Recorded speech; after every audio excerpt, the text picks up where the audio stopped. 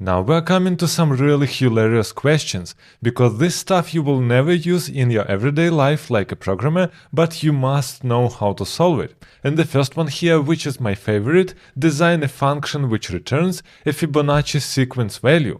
And I didn't write a function to get a Fibonacci value in the last 12 years, which actually means it is not that needed. But I am constantly hear this question again and again on the interview. And actually I think that it is totally fine to ask the interviewer, okay, I don't know a formula for Fibonacci, can you please say it? And then I can code it, it's not a problem. And this is totally fine because you should not know by heart all mathematical formulas. This is why here actually you can get something like this as a result for your question. So here you can see that Fibonacci sequence is an integer sequence where the first two terms are 0 and 1. After that, the next term is defined as a sum of previous two terms. And the nth term is the sum of n-1 and n-2, which actually means this is a typical start of the sequence. We have here 0, 1, 1 and 2, and as you can see here we can sum, for example, 1 and 1 and we're getting 2, here we sum 1 and 2 and we're getting 3, and so on and so on.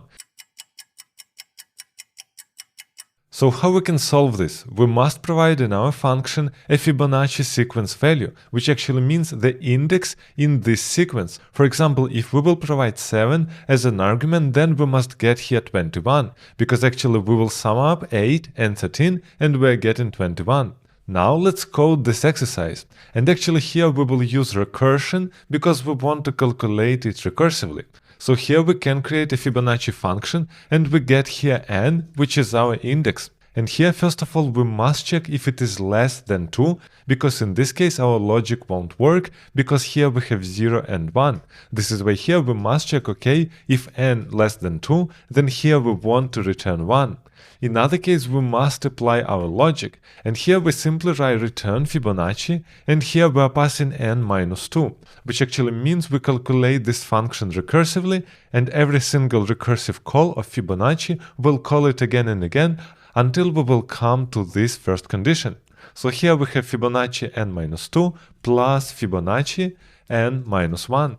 And actually this is a whole code that you must write. Let's check this out. I will just jump in the console and write here Fibonacci 7, and as you can see we are getting 21, which actually means our code is working. But here is some important stuff to remember. As a programmer, you must know how to convert mathematical formulas or some logic in JavaScript functions or functions in any other language.